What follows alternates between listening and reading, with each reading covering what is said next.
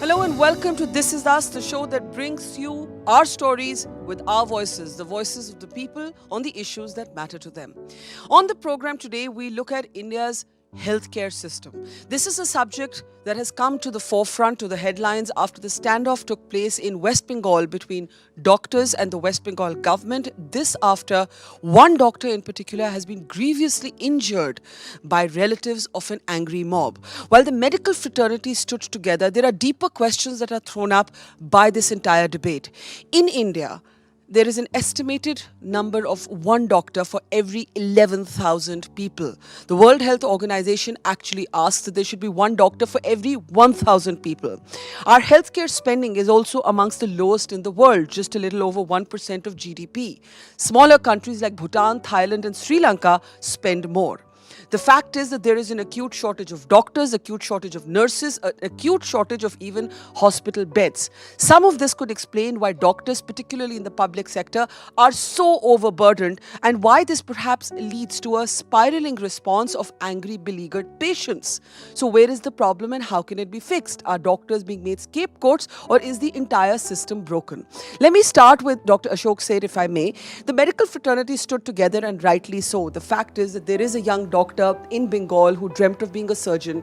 Given how he was beaten up, that may never happen. He may have to live with lifelong anti-epilepsy drugs. It's a horrible, horrible story. And there is no justification for violence. But when we look at the larger picture, what is actually going on? Why are doctors feeling as vulnerable as they are today? And why are they feeling even more vulnerable than patients who often feel they're at the wrong end of a broken healthcare system? So first, it must be understood very clearly that violence is absurd, it is ghastly, it cannot be tolerated. It's happened at multiple places and happens yearly. In fact, the IMS study had looked at the doctors and 75% of the doctors had at some stage or other been actually insulted or manhandled in some way.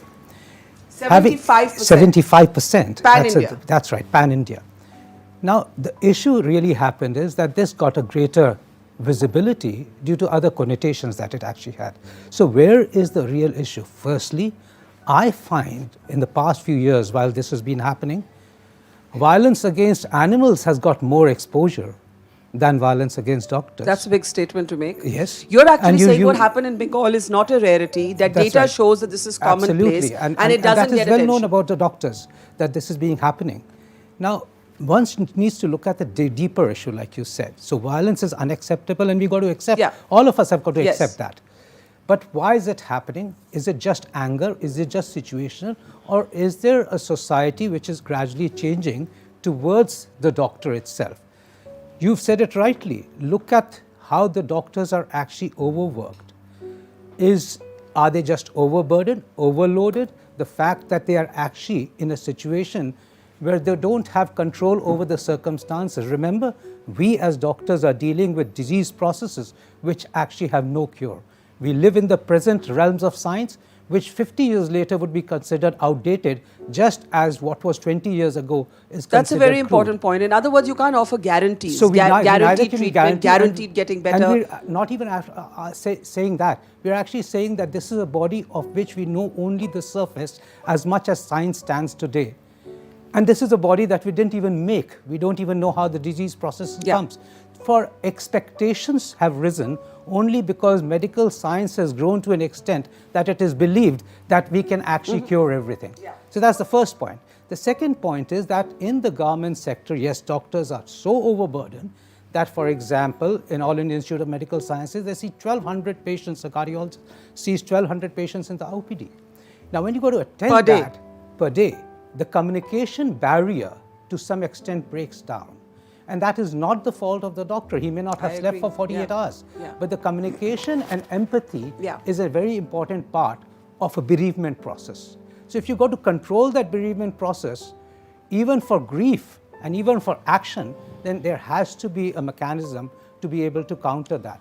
with conversation. So I think you've made some very important points. One, that doctors, that violence, assault, abuse of doctors is not rare. It is actually reasonably commonplace. One. Two, it doesn't get the kind of attention it deserves. Three, doctors are seeing sometimes 1,200 patients a day, especially in public sector hospitals. Patients get angry. Doctors understand that, but it's not the fault of the doctors. I think those are extremely good points. So, Doctor, and fourthly, let's not forget that the infrastructural facilities are so poor that when a person has to bring his very sick relative and look around for a stretcher and rush the patient and himself, he's already irate by the time that he gets seen by a doctor. So infrastructural facilities are itself poor, and that's been brought to light enough in the present circumstances of what's happening. All fair points. Dr. Yogesh Kumar, what is then the biggest problem for a doctor, especially a doctor working in the public sector space? Yeah, I work in Maulana Azad Medical College and associated Loknaik Hospital, and I've also served as medical superintendent, so I've known all those issues from a very, very close sector. Now, issues are that if by any chance your TV crew comes to our casualty at 2 or 2:30 a.m. in the night, you will see a mela there, there will be 500, 700 people who will be thronging there along with the sick relatives. And mind it, most of them had been sick for many, many days, but they would bring them when they are terminal and kind of gasping. Once they reach there, they want everything very, very good and positive and like US and blah, blah, blah.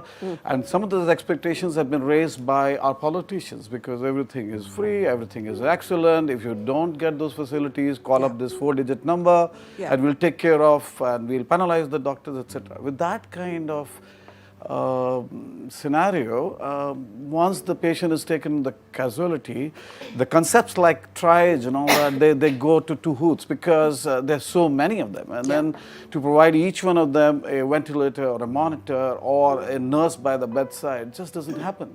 And then again, as Dr. Seth said, many of us, I mean, from our younger days, remember that we haven't slept for 72 hours at a go till the time I am retracting in a surgery and I fall down. And the consultant asks you, when did you sleep last? This is 72 hours. When did you eat last? 72 hours. So this is the kind of profession that we are talking about. I mean, there are failures in almost every profession. We know that. But when it comes to life and death, medicine suddenly becomes the most vulnerable, where people will have no patience. They'll hit you at anything and everything. They will never accept. And you're talking about the optics of how this looks, that you send a camera in, there's a mela outside, and suddenly it's nobody's fault but that of the hospital or the doctors. And actually, we've seen some very unfortunate media coverage in the past week where you've had reporters walking into ICU and haranguing doctors. And I think it's absolutely revolting, to see that kind of coverage. But sir, are there anything that doctors could do differently? There are things that the hospital administration could do differently. There are things that governments could do differently. But are there things that doctors could do differently? And I ask you this because there are reports of medical negligence that do come up. We will hear from some of those stories on this program as well. When a doctor today hears the phrase medical negligence, and I know doctors feel very strongly about this, what does it say to you? I mean, medical negligence is the term only given to our profession. All other professions do not have this kind of a term. There's no judicial negligence or any other negligence for that matter. Now, question is that you must understand this whole thing is demand and supply. You need more and more doctors. I mean, as you said, that the average is 1 for 11,000 when we need 1 for 1,000. And many states would have 1 for 16,000, etc., especially where the systems have failed badly, there are no infrastructures, nothing whatsoever. So in the process of getting more and more doctors in, government has been thinking all kind of things, and over the years, bonds, compulsory over service, the years, so many medical colleges have been coming up, and a lot of D&B centers have been opened up, which do not conform to the quality parameters. So you are compromising on the medical education, and then you are so much tucked in, but that 4.5-year course, I mean, so much to read really. You do not really get time to teach them the soft skills and how to talk to patients, how to talk to relatives if somebody's died, and all and those also things. Where's the time? Frankly, where's the time? Where's the time? So I think these are very real, honest comments by both the doctors. Dr. Anil Goyal, the Indian Medical Association actually supported the right of doctors to strike. And there was some dispute over whether doctors should actually stop working. That, some people suggested they could have worn black bands and continue to attend to patients and so on. But doctors were united that patients had run out and they had to do this. What do you feel about this very unusual decision that sometimes, very rarely, doctors do take to stop working? See, this is the anguish of the doctors which was echoed by Indian Medical Association. As Dr. Seth said, and Indian Medical Association has done the study, out of 4 doctors, 3 have suffered some kind of abuse, verbal, mental, physical. This is 3 of them. And what I say, this is now a kind of medical rage by the patient. It is like a road rage. And impatience of the doctor. The cause was the impatience of the doctor. They want to be seen before. As Dr. Yogesh said, triaging. There is nothing like triaging. Somebody needs ventilator, but a patient who has come with the laceration wants to be seen earlier. You must have seen the Maharishi Valmiki Hospital 4 days back. There was violence. Why? There was not an anesthetic. The patient of rape was sent to the Ambedkar hospitals, but that there was violence, 300%.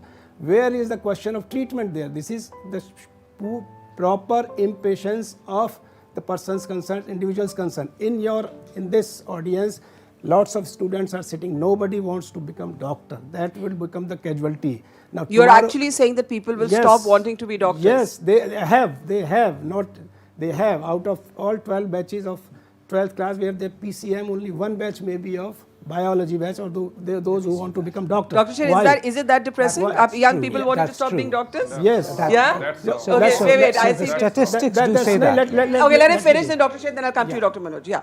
There's no, if say CT scan is not working, doctor is held responsible. In emergency areas, there are people here on All India Institutes of the Young. One doctor has to see 5 patients in 1 minute. How can he see that? It is not possible. You need more doctors there. You need more nurses there. You need better CT scan, better investigation. So what I'm hearing from all of you is that the doctors are made the fall guys for the absence of infrastructure. That Dr. Shed, are we then saying the anger or the rage of patients is understandable, not violence, but the anger and the anguish, but doctors can't be held responsible for it? And is it that depressing that young people don't want to be doctors anymore? So it is that depressing because the number of hours and the number of years spent to become a specialist is longer than in any sphere, and the number of hours you then spend on duty is sometimes inhuman. Having said that, I would also say that one of the important things which has been very important and missing is that there has to be a greater communication and empathy. There's no question in my mind about everything else. Communication and empathy. The reason why public sector is so overburdened and cannot get into that is just because of the reason that we've said. We have to actually make sure and ensure, and the curriculum, by the way, is changing to actually say, how do you actually communicate with the patients? I know, but this is something that we'd all agree with. But the fact is that when the shortfall statistically is as high as it is, I doubt that you're going to see doctors with better bedside manners, not because they don't have it within them, but because they're literally running to keep pace, to stand still and they in haven't the same slept place. for hours and hours. But Dr. Manoj Sharma, you wanted to come in when Dr. Anil said people don't want to be doctors anymore. That's not very true. You see the entrance examination crowd. You see the stars in their eyes to become a doctor. So if you go and see the centers where the entrance examinations are happening, see the crowd, see the waiting list, see the index which these students, many of them want to become doctor. This is number one. And then there is a gross difference in attitude and aptitude. You see, someone wants money without working hard at a very short time. The other one who is very dedicated nature, he wants to serve humanity. We have to tap that source also. So this is not very true. So there is a sharp public-private divide in how doctors respond? Do you believe that, a public sector, private sector divide? No, that's of course there. And I just wanted to come because we were talking about the crowds in the hospital. And see, sometimes back, about 6 years back, I will say Pandit Ghulam Nabi Azad has proposed that mini medical college concept in every district. Why the crowd is coming to the metropolitan towns? Because we have not been able to provide a basic facility at district level. Leave aside the primary health center. So the aim was, within 6 years' time, all the districts will have a mini medical college which will be started in a government hospital. Not only it will produce doctors, not only it will reveal lot of things about the disease in our country, the epidemiology, but it will also prevent the migration of patients to the metropolitan towns. Find out what percentage of patients are there from Bihar in our Delhi colleges, medical colleges. Almost 30 to 40%. Why people are coming from Bihar here? I had been inspecting Bihar medical colleges. Pathetic. I went to Darbhanga. 5 days they were covering me. The doctor आया है दिल्ली से, उसने यहाँ हड़कंप मचा के रखा हुआ है. If I show you the CD, you will hold your head. So why it is happening? Which is very good that Bihar is not spending its health budget, is asking Delhi and central government to help spend their health budget. We have to correct these areas first. Then only we can control it. I think that's a very important point, that people are not, it's also a failure of governance. Failure of governance at the state level, at the district level. Dr. Anango, you wanted to come in, then I need to come to my other guests who haven't spoken. I just want to add, this is because of the medical doctors of this country, that the health care cost is 1/10 of US or Western Europe. It is because of that. And then the person who is becoming a doctor is becoming because of his choice and his dedication. Why I am saying that? After 15 years of doing MCH, 15 years of working in the government hospitals, he is getting how much of money? I am not talking of money. Only 1.5 lakhs. This factor needs to be considered. That means he is there because he wants to be there. He wants to serve the patients. He wants to serve the patient. That is why he is there. So the public has to think that they have to save the savior, and he should not be faulted for the faulty infrastructure. Okay, let me get Dr. governance. Vandana Prasad in. Dr. Vandana Prasad, I think what I'm hearing from at least so far all the doctors who've spoken is that we cannot be scapegoated for a broken system. We cannot be scapegoated for a shortfall of infrastructure. And we understand that patients can get angry, but how is that our fault? So full sympathy with what the doctors have said, and I completely support that. But I think there are larger contexts to bring into play when we discuss this issue. So the first thing is that healthcare is a rising sector in this country, a very, very sharply rising sector in this country in a context of larger unemployment. So, doctors are not going to go away. We are producing enough doctors to man and woman this entire country. We are producing enough doctors. You think there are enough doctors? We are producing enough doctors. They're not going into service where they need to be going. Yeah. They're going into, they're going abroad, they're migrating, they're going into private practice. And I would make a sharp distinction between what our good public doctors here are facing and doctors in the private sector. See, there has been a commercialization of health. There has been a rise in, the cost of healthcare. And that changes the patient-doctor relationship hugely. Because if you think of it as a business, as a market, which is how it's being called in policy and talked about in policy, it's a healthcare is a market now, it's an industry, it's something to be treated as a business rather than something that deals with human beings and human lives. Then this commercialization necessarily changes the relationship that a patient feels with a doctor and vice versa. And I think that is also part of the problem. But then should there be an expectation that doctors should not be driven by to have a reasonable life, a reasonable income? Not at all, not at all. And so therefore the balances that you were speaking about, between the public sector and the private sector, now these things have to be contextualized and have to be debated and discussed, and you need a rational policy. But doctors should not be driven by fiscal considerations in the kind of care that they provide. These should be driven by rational choices, So here you should not be, for instance, there should be no conflict of interest between deciding to do certain investigations or not, deciding to do certain medications or not. So money is a big thing in play in the healthcare sector today, and you cannot get away from that. So let me just get Sumedha and Indranil to add to that, and I'd like reactions to that. Dr. Sumedha, yes. So I've been working in the rural healthcare sector, and as ma'am has said, there's a huge urban-rural divide. Yeah. So we see that we are a population of maybe 134 crore people, but 80% of us are still residing in villages. But only 10% doctors are residing where you said the doctor population ratio in Delhi, it might be around 1:2,000, but in rural Bihar, it would be around 1:20,000. So that's the rural-urban divide, because there's a lack of infrastructure. If you go to any PHC, CHCs, if you see the entire system, we have about 25,000 PHCs in the country, and about FRUs, the first referral units, we have about 5,000 of CHCs, right? Now, 60% of these CHCs are not fully, there are still vacancies. Doctors are not there. There have to be 4 professionals. A pediatrician has to be there, a gynecologist has to be there, a general physician has to be there, a surgeon has to be there. But are they there? No. So by the time the patient actually reaches, and then there is, we concentrate on doctors, but there's so much lack of awareness among the patients also. If I was just talking with Dr. Seth, if they have fever, they'll keep on taking paracetamol for about 20 days. About 3 weeks, they'll self-treat themselves. In 2016, WHO did a survey where the unqualified medical professionals, like the pharmacists in the entire village, is the doctor. That's the thing. So I just want Indranil to add to that, the point being made about the commercialization, how, actually this one doctor for 11,000 people is an average, but the rural-urban divide is very sharp. This commercialization has been an old sort of angst in the healthcare debate.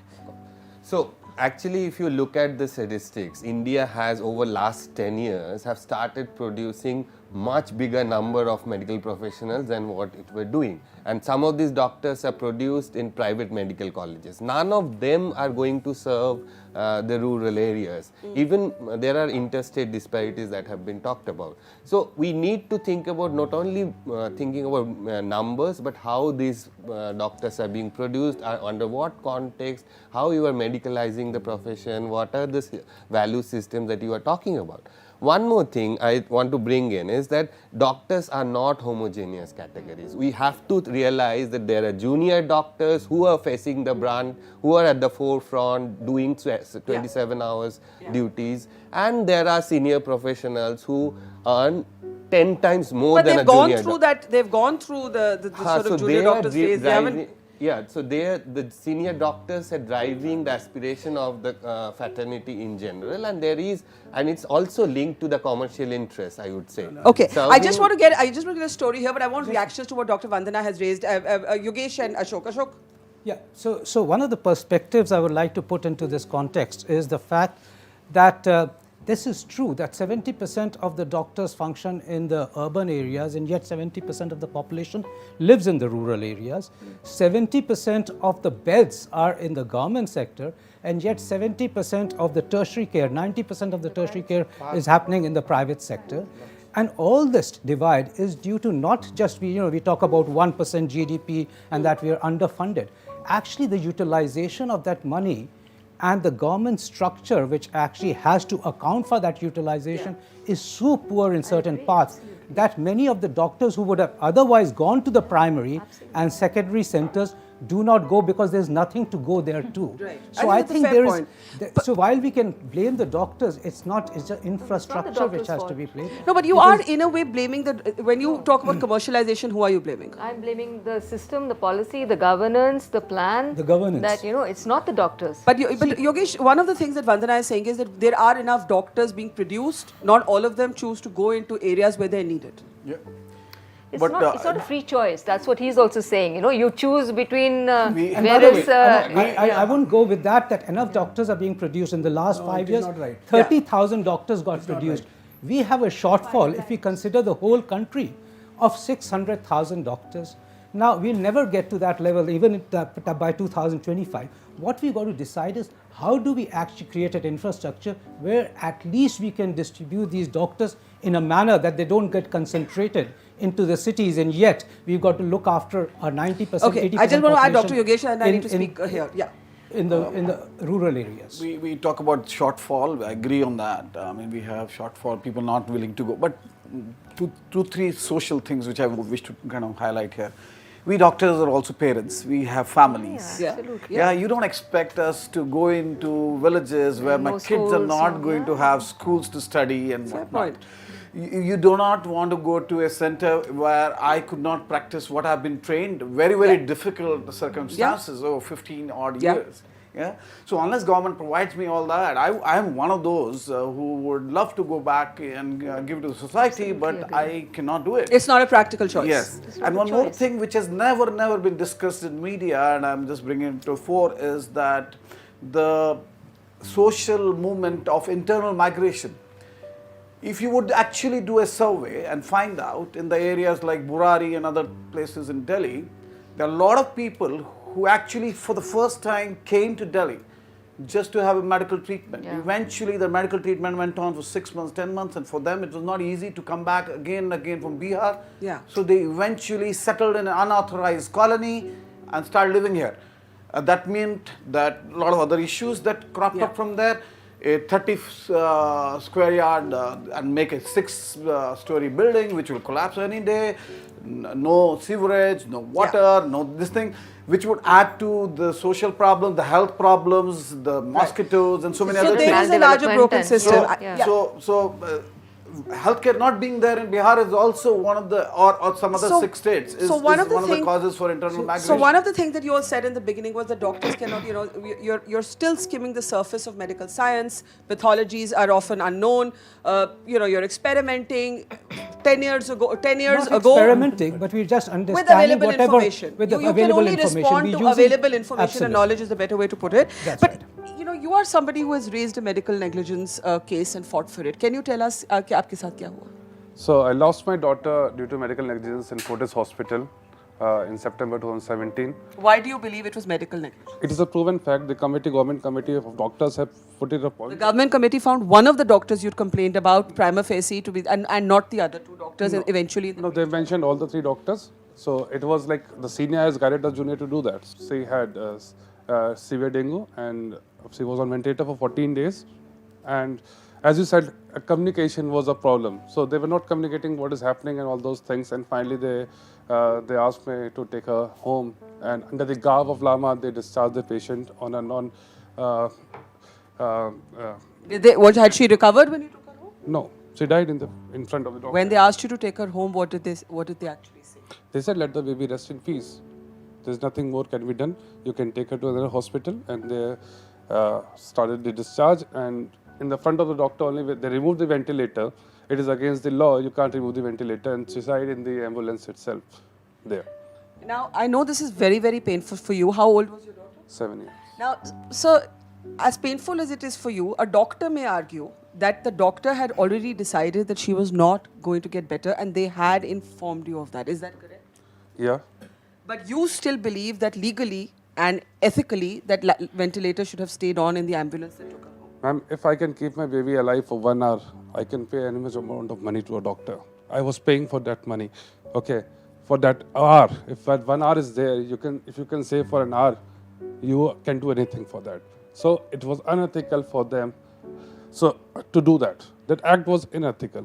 Okay, the legal part is apart from that. The legal thing is different. I didn't wanted anything to come out of the committee report or anything wrong has to be done, so that I get solace from that. Okay. And when you brought this up and you asked them, why did you take my baby off the ventilator? What was the response? They said we were supporting you. We were getting you out of the pain. This was what doctors told me. So if this is legal, one side you are legal, other side you are doing. An hour before that, the doctor comes and talks to my wife and says that we can do a full body plasma transplant, which will cost you around 20 lakh rupees. So the feeling which I get is the doctors, I'm not blaming the doctors again, okay? I don't blame the doctors. I blame the corporate hospitals which have made the doctors do all these kind of things to meet their targets. Okay. So this is the point I always make. The doctors are made corrupt by the corrupt private healthcare system, which is prevented in. And you think private healthcare is more? Yeah, so private healthcare is more corrupt. Like if I am educated, as one of the doctors said, that we also have a family. I respect the army. I respect the doctors. The army leave their families and they go and fight for the war. What the doctors, if you say that we are inspired to become a doctor, we are the saviors, we became a doctor because we wanted to serve the mankind. It's not the case. Okay, we are there. Let's go into that formula that okay, we are providing a service and you pay for that service. But now the condition is that system has become the greedy is exploiting the needy. That is what is happening today. Okay. I know it's. Thank you for sharing a very painful story. Here's the thing: from a family's point of view, as he said, if I could keep my daughter alive for 1 more hour, that matters to me. Even if I've been told, Dr. Anil Goyal, that there is no chance of survival, of getting better, that ride home matters to me, the parent. Yeah, I absolutely agree and sympathetic to what he is saying. Yeah. The ventilator should not be removed unless there is. You can't remove. Yeah. I'm not going into that detail. Yeah. The medical negligence part, that is number one. Then commercialization, what had been raised. What we are saying, there are councils, there is law, there are professional bodies who can take care if something wrong has been done, whether it is... No, he has been fighting the case. So we all have been fighting the civil cases if there is any problem. So we are not supporting anybody if there is a medical negligence or if there is any professional misconduct. But you can't beat the doctors. No, obviously not. That's what obviously not. That's what we are saying. No. That's what we are saying. If there is something wrong, then one point I want to make. they just since let me complete. 2017, there have been 353 cases which have been reported for violence against doctors. That's there are absolutely thousands all right. of cases where medical negligence have been reported, whereas I am IMA a is member standing of there. Delhi One Medical case Council. from a government hospital, IMA comes out for any patient I has am ever giving come out you in front the of statistics. Okay, let me- Please. response, Let sir. me. Let him I am a respond. member of Delhi Medical Council who sees into these medical negligence cases. Out of 100 cases, only 1 to 2% are being held negligent. So this is what I wanted to ask. This is what I wanted to ask. Let me interrupt here because this is actually the hub of the debate. What happens is, and anyone can take this, what happens is when you lose somebody you love, you may believe that the doctor did not do everything she could. The doctor may believe she did do everything that she could, right? So there is sometimes just the failure of science, failure of treatment, and at other times there is willful negligence. I'm not saying the other doesn't happen. I'm just saying that we have to be very dispassionately be able, Indraneel, to distinguish between that. You were disagreeing with me. Do you want to come in on that? So I want to bring in a specific issue that Yeah. how relevant profit is in a business of care and life. Yeah. And commercial interest, particularly corporate sector, is driving healthcare towards much more intense profit. They have identified aspects of healthcare which are driven to profit. So you would be induced to do certain procedures more in the private sector, induced to do certain procedures, keep certain functions going on, Okay. whereas not being able to provide critical care. In Delhi, you have so many big medical colleges, hospitals, private hospitals, but for primary care, still people go to the pharmacist and... So here's, I want to be contrarian here and say to you, Dr. Vandana, is profit a bad word in medicine? Because what I'm hearing you all say, and I'm just going to argue this from the other side. We've been talking about young people not wanting to join medicine. He mentioned the army. And one of the reasons that young people don't actually join the military today is because there is no money.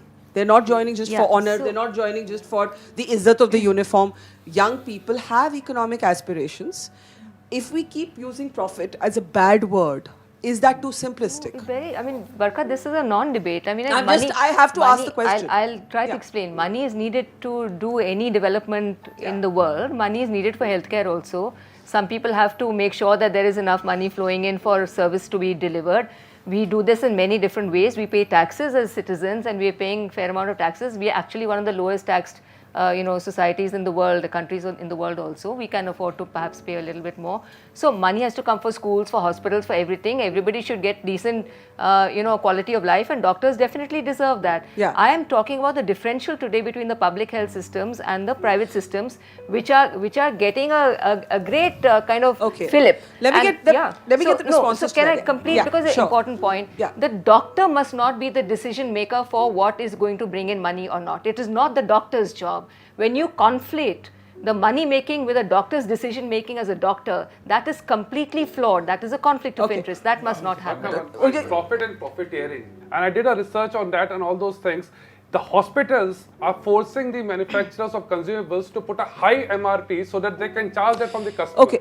So for a 5 rupees cannula which they get, they're charging 106 rupees. It is profiteering. It is not profiting. Got it. And I think that's well said. There's a difference between profit and profiteering. Dr. Ashok Seth and Dr. Yogesh. Yeah. Yes. A default strategy of policies has actually grown the private sector over a period of years because there was a total lack of any public infrastructure, and that is why people are forced to go into the private sector. But having said that, if we have to have a constructive discussion, then we have to look at the positive points which the private sector brought over the last few years. In fact, that was one of the reasons why you probably took your child to a private sector, because you felt that that was the only place she could be saved. Yeah. That's well understood by us. We see the status of much of the public sector hospital. So as the private sector grew, what has happened over the last 15 years, and the private sector did contribute to taking care of all these patients which the government can't take. They were two parallel structures which provided healthcare, brought in high-end equipment, brought in high-end technique, and actually brought it at 1/10 the cost to the public to actually have it available.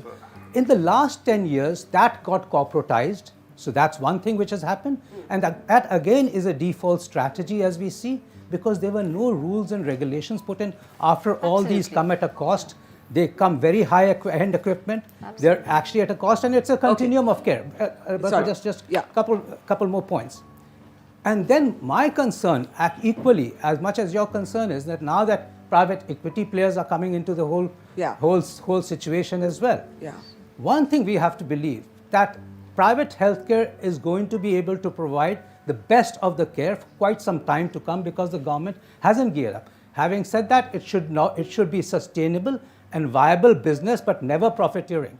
Okay. And very clearly, never profiteering. To the people sitting in Gorakhpur, is this private sector there? Viable business in the sense that more equipment, more expertise can be gotten.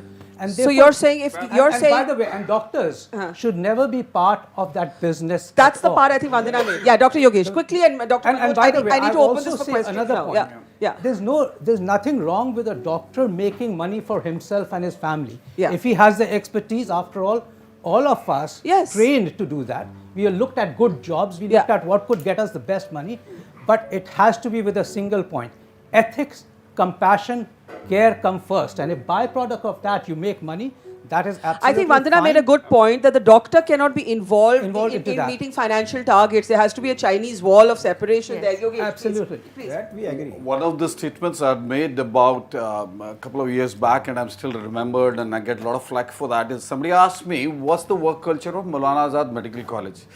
And I said, there are islands of excellence amongst heaps of garbage.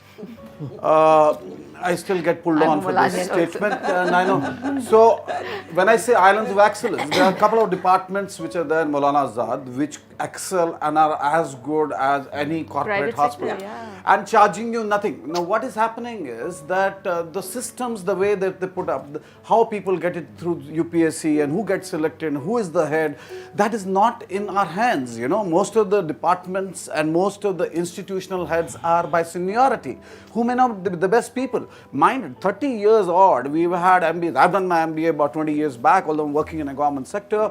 I've done material management courses, I've done all kind of stuff. But if I'm not senior enough, I will not be sitting in that post to kind of control the hospital. So that's one malady. But that, having said that, there are a lot of patients who would come from the best of corporate hospitals and stay in my general ward after they have spent their money or had a complication. Yeah. So I'm not trying to praise myself. I'm just saying that it's not a clear-cut divide about results. That's a fair point. After my daughter's case, I have got all my family patients being treated in government hospitals. But I think this binary, I get the same I kind don't of know if treatment. this binary, Dr. Manoj Sharma, is this binary accurate? I actually find that most of us go with doctors, where we know the doctor, we will go with the doctor we trust. Where if that doctor is in MAMC, then MAMC. If that doctor is in Fortis, then Fortis. But not everybody has the luxury or the privilege to actually know a doctor and make up their mind. The best doctors you get in AIMS, the best diagnosis, because they see 5,000 patients a day. That is the best thing.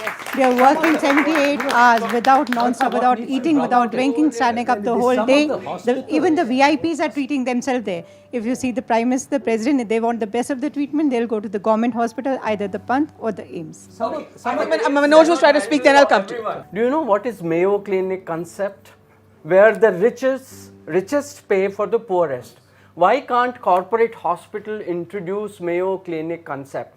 3 slab systems and evaluation of patients' affordability, power to pay, and if this is done, this will solve a problem to a very great extent. I think that's a very good hospitals are not suggestion. It's a concrete suggestion. Dr. Ashok, you quickly, I want to go to Dr. Roshan and also Ayush and Shishir haven't spoken yet. 70% of what could be done in AIMS or at Escorts Heart Institute can actually be done in any district general hospital in a small town. Yeah. And yet, if you actually go into them, they're absolutely ill-equipped. That is why the bigger cities are being flooded, and even the government hospitals in the bigger cities are being flooded with patients who should have actually been treated downstairs. Okay, So in can I general, just please the bring in public this healthcare young system. doctor from All India Medical Institute. Just let's, we've heard a story, very heartbreaking story of a father who loses his daughter. On the other side of the divide, you do have young doctors saying we're at the first frontier of just getting abused all the time, no matter what we do. Dr. Roshan is somebody who went through this month in the heart of the capital. Dr. Roshan, can you please share what happened with you this month? Yeah, actually I was on night duty on 16th of June, and a lot of patients were there. The flow of patient was much more because it was Sunday. So around 1:48 a.m. one of the patient came with injury to his right ankle, and I gave him green green triage. Actually, the triage system is there in our emergency department. We divide the patient upon the priorities. We give the most needy patient, we give the red, then the yellow, then the green. So I gave him the green. I asked his relative to wait. But his relative was very impatient. He started to tell again and again, first look to my patient, I am a taxpayer and I am such and such, and he started to tell me a lot of things. So I told him that once the yellow patient is over, once those patients who needs extra care, that is over, I will definitely see you. I am not denying that I will not see you. I'll see you definitely. I will see your patient. Around 2 o'clock, he brought 1 or 2 more people and started to abuse me. And once he started to threaten me, I just fled away from there and came to the DDR. And just I informed constable on duty, and our Akran also gathered there. All the security personnel gathered there, and they just nabbed those persons. Right. So how often does this happen? How often, how commonplace, how routine is this? So far my personal opinion is concerned, it happens in every duty. Means verbal abuse is common to us in emergency department. Every patient who is coming, they want treatment, initial treatment immediately. And those who got the discharge, they want their discharge immediately. It's not possible to treat the patient at the same time and give discharges to those patients who have already been treated at the same time. So it happens, but the severity was more on that day. This time. This was the difference. Okay. It happens in every duty, I guess. Okay, but verbal abuse you're saying is very commonplace, but what we've actually started seeing is actual violence. Do you feel physically threatened as well? Do doctors feel physically threatened and vulnerable? Yeah, a lot of time, but we have to make our, we have to be calm all the time. We have to convince the patient and we have to listen a lot of things. Sometimes we ignore, and most of the times we ignore. But when they start to threaten us, then that becomes very difficult to treat a patient, to do our duty. So it's very difficult. That time it becomes very difficult for us. Finally, Dr. Roshan, what would you say to everybody watching this? We saw what happened in Bengal. There is a larger debate about the medical healthcare system. As a young doctor, what would you like to say to people, about the medical healthcare system and your profession? It's my humble request to every person who are the patient and the attendant of the patient, that to be patient. Be patient. We are the doctors. We are not the God. We don't have any magical things. We just try to save the people. We try to treat the people. So just have faith on us and have patience, because we give priority to those patients who need urgent treatment. Yes. And it's not possible to treat all the patients at a time. So it's my humble request to be generous towards the doctor. We are also human beings. We are not God.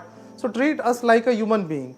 And just please, it's my request that stop violence against the doctors, because one day, most of the people are now reconsidering that why they have chosen this profession. Because we have been abused, we are being physically assaulted at a lot of places. So it's become very, very difficult. Very difficult. मतलब काम करना just I'll try to say in Hindi also that काम करना इतना मुश्किल हो गया, मैं खुद सोच रहा हूँ कि मैं डॉक्टर का प्रोफेशन छोड़ के कोई और प्रोफेशन कर लूँ. जिंदगी रहेगी तो मैं कहीं भी कमा के खा लूँगा, अपना परिवार पाल लूँगा, पर जिंदगी ही नहीं रहेगी तो फिर डॉक्टर बनने का क्या मतलब. Okay, thank you, Dr. Roshan. This is another perspective. Let me just get responses. Yes, sir. I am Dr. Amrinder Singh Malli from AIMS. I am the currently RD president right now. I know exactly the incident which happened on that night. In the night, those attendants, they are threatening him.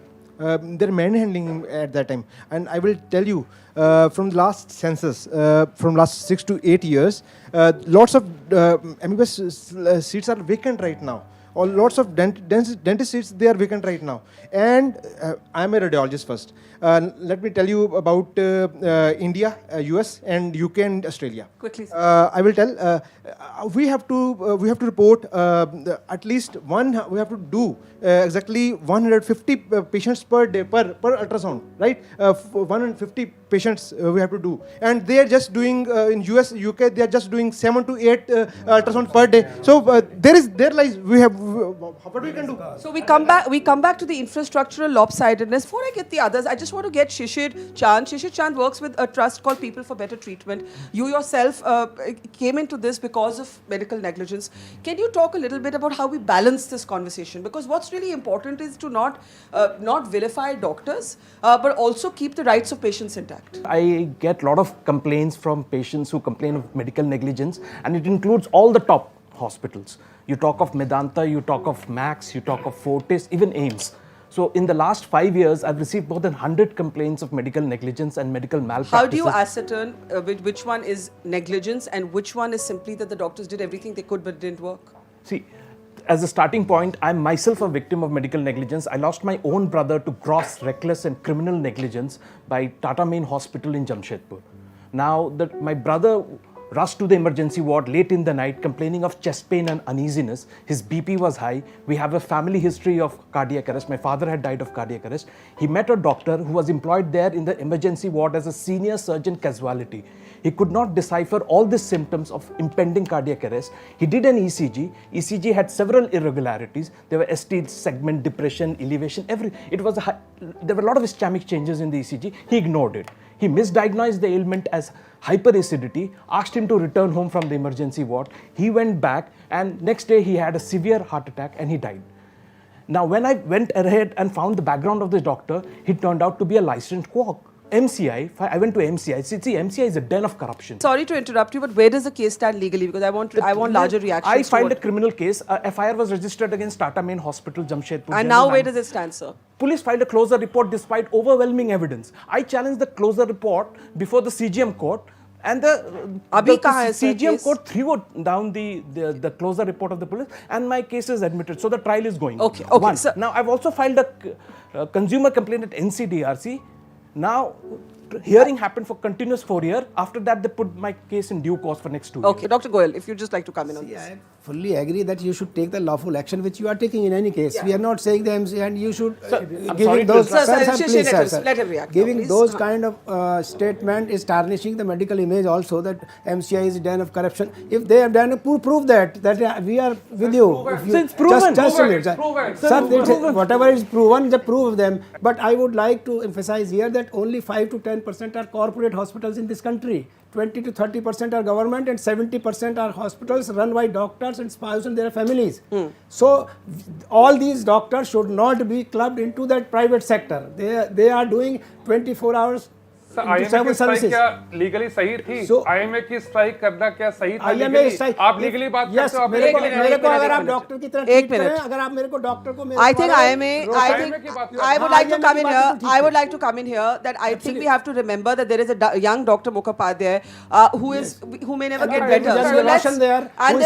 So let's not vilify each other. Absolutely. There are complex questions here. I'm coming to everybody. Can I get a question here? Yes. अब तक का सबसे expensive जो occupation है वो doctor का है. अगर मैं डॉक्टर बनना चाहता हूँ, मेरे फैमिली में इतने पैसे नहीं है कि वो डॉक्टर बना सके. अगर आप एजुकेशन सस्ती करोगे तभी हम डॉक्टर बन पाएंगे. अगर एजुकेशन सस्ती नहीं है, हम डॉक्टर कैसे बनेंगे? आई हैव अ क्वेश्चन कि हम कहते हैं यहाँ पे डॉक्टर्स की कमी है, but people from other countries are coming to India for tourism, and that is medical tourism. My wife died last year during an extremely simple daycare procedure, that is IVF. Right? She was absolutely healthy. We both walked together in the nursing home, and by the evening. How do you know it was negligence? Okay, so see, I mean, again, so doctors told me she suffered a cardiac arrest. I mean, they initially told me that her BP is down and they shifted her to another hospital. There, next morning, I was told that she died. When I got the papers, I see that there are different timings that are mentioned. One hospital says they admitted her at 17:15, and the hospital that discharged her prior to that says 17:20. There are different discharge summaries that are prepared. One says 17:40, and the other from the same hospital doesn't have time. And this is the discharge summary that is being given from one hospital to another while shifting the patient. Okay. I mean, there will be many such very tragic experiences. Once again, what would you want to see as a change in the medical system? So I think as a medical negligence victim, I also condemn any violence on doctors. But doctors need to support this system. Today, I have visited almost 10-15 doctors. They have refused. They said nobody in the world will give you a written opinion against a doctor. Why not? I mean, if there are people who are doing wrong in your profession, you should actually take them off. There are bodies. Can I get one comment? Then I have to start taking last comments. Ayush here started a telemedicine healthcare approach, Tatva. Is that something that do you believe can address this issue of the crowding in hospitals and medical centers? Yes, absolutely. See, I'm the only panelist which comes from the commercial side of it. So at the risk of being mobbed, I have a couple of points to be made about it. Yeah. See, first of all, I started Tatvan telemedicine because I am a victim myself of medical negligence at a public hospital in Jaipur. Okay. So let me just give you a short story, then I'll come to that. So I was in my college. I was going to college, and on a bike, a truck rammed me, and my leg got entangled in the truck and everything, blah blah. And then they picked me up, got me to a public hospital at that time. So I had injuries in both the legs. So the जिस पैर में ज़्यादा injury थी वो उन्होंने उसको ज़्यादा treat करा. And this leg has a little bit of injuries. तो उन्होंने लगा कि उसको सिर्फ साफ करके and they just bandaged it. And they forgot कि उसके अंदर अभी भी वो गिट्टियाँ पत्थर सारे रह गए थे पैर के अंदर. And they bandaged it. This is the senior most doctor that was available at the time. Then my father came in. I'm from UP. He said, "Kitty, we don't know anyone in Jaipur. Let us take you to Bareilly." We went to Bareilly. Again, it's a small city. There is no big surgeon, anything like that. Then the doctor one day came to my father, said, "Your son is not going to survive. आप चाहो तो दिल्ली ले जाओ." Anyway, what happened then? So I then वहाँ से दिल्ली ले गए. I had to lose my leg, but then I'm still alive. They had to amputate? Yes. I use an artificial leg now, just because of it. So I went through 30 odd surgeries. I was on ventilator for 17 days. It was a traumatic experience. And from that was born the idea of Tatva? Yes, we set up telemedicine clinics in small periphery cities, and then we connect them to big doctors in Delhi. So I am the one who is working with big doctors in Delhi and plus also small town doctors. And there is a huge problem. So a doctor in small town will not, वो सामने बैठा होता है, but he also doesn't touches the patient because there is a culture problem. All the doctor also have a problem with the How is it working so far? How many people are using it? We are saving lives. We recently have a patient in Kashipur. She was a girl, 18-year-old girl. She developed some sort of a lump, and then she was told that you have breast cancer. Go do chemotherapy in the local hospital. Yeah. Luckily, they came to us. We connected them to a doctor here, and then we brought it. And she's saved now. Okay, so thank you that you converted something terrible that happened to you actually into a productive idea. I think that's absolutely fantastic. I work with doctors at both parts of the spectrum. Yeah. We have judged doctors here, we have judged government here, corporates here. We have to judge the society. Yeah. We have to stop calling doctors God. Yes. We have to stop doing that. We have grown up watching Bollywood movies कि किसी की जान बचा ली बोले doctor साहब मैंने भगवान तो नहीं देखा आप ही भगवान हो. That does not happen. And that puts the kind of pressure on doctors. Okay. Please, I'm really requesting you 30 seconds, everybody concluding remarks. So, Meda, I'll start with you. You are being very constructive, and I'd like to share examples of Rajasthan, J&K, where there is a PPP. So they are converting PHCs, they are putting money into it, improving the infrastructure, where the doctors are inefficient or deficient. They're trying to cope up with the system. Here we have a lot of cases of medical negligence. अगर आप अभी बाहर चले जाओ और आप लोगों से बात करो तो वो कहेगा यार उस डॉक्टर तो मेरे लिए भगवान है क्योंकि उसने मेरी मॉम को बचाया. Right. I'm out of time, sir. Quickly. Dual disease burden, there is rising population, doctors are doing their best, and the telemedicine for affordable, accessible, quality healthcare in this country, the telemedicine is a way forward, and lots of places telemedicine is working. The biggest problem is... No, please, Ayush, I'm really sorry. I'm on the clock now. Think of systemic solutions. Where this context is concerned, where are the social workers? We've been demanding a cadre of social workers. Why does it have to be the doctor communicating with the patient? That's one thing. And secondly, the entire conversation is still very urban, middle class. We're not thinking at all about it, a tribal area, Adivasi patient, and we are just as though that's not in India at all. I mean, our entire conversation today has been so very, very biased towards, maybe 10% of the population. So what is the systemic solution to that? Public health, we need to speak in public health terms. We need to think systemically for the entire population, not pretend as though Delhi and Calcutta are the only people who are citizens of this country. And that demands a very different kind of approach. But there is a solution. There is a very easy solution to what she said. There are many solutions. But I think that first of all, let us acknowledge that problem there are and the many disparity. Indias, there are many universes. Yes. All these truths coexist, and Indranee, unfortunately, in this Indranee? Very quickly, strengthen public system, strengthen primary care, and Regulate the stop private unregulated profiteering of healthcare. The commercialization business Absolutely. has to stop, and the doctors as a profession are losing their integrity in that process. They should stand up and say, we won't do anything unethical, we will Galat not nahi profit karenge. interest take Dr. over Manoj, our regulated profession. regulation of private sector, as Vandana I suggests? will first say that strengthen the district level healthcare, number one. Number two, introduced health education at primary and secondary level so that the awareness improves. Okay. I'm a young doctor from All India Institute of Medical Sciences. No doctor gets happy losing their patient. Yeah. Okay. No doctor gets. But who are who are that person who will decide that it is a medical negligence? Because nowadays what is there? Everybody in the society knows there is a such thing known as medical negligence. And nowadays judiciary, some of the advocates, they want to reap out of this. So they are framing and they are getting their patients also. Specializing Yeah, in they cases are like specializing because there was a case in our scenario at AIMS, All India Institute of Medical Sciences, where a nursing staff died. They're your friends. I'm telling You're you. choosing Where- the wrong no, enemy. I'm telling you, where a nursing staff died, and her family persons were approached by the advocates, and they said that we'll get you this much of money from the AIMS. So They're saving your professional I want to just say that there are shades of truth on all sides of this debate, and I really find the binaries quite disturbing. Obviously, ये भी होता है और ये भी होता है, and we have to, we need to say, yes. The government needs to strengthen the primary and secondary center if equitable care. Do you has agree to with actually regulation happen. of the private That's sector, right. which is the suggestion that came from Vandana? And the second aspect Yeah. is that the government and doctors need to work together for a single benefit, and that's the patient outcome.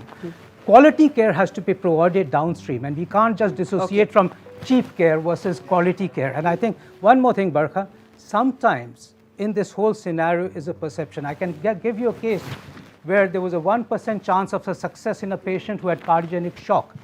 And the doctor took the patient to the cath lab to revascularize him, and the patient died. It was considered as a neglect, and the doctor was bashed up. Another case, exactly the same, and the patient got saved. On a cardiac arrest, being massaged, taken to the cath lab, proper done, that 35-year boy, which was presumed dead, came out, and it was all in the papers as the greatest hero. Yeah. So we have a whole issue.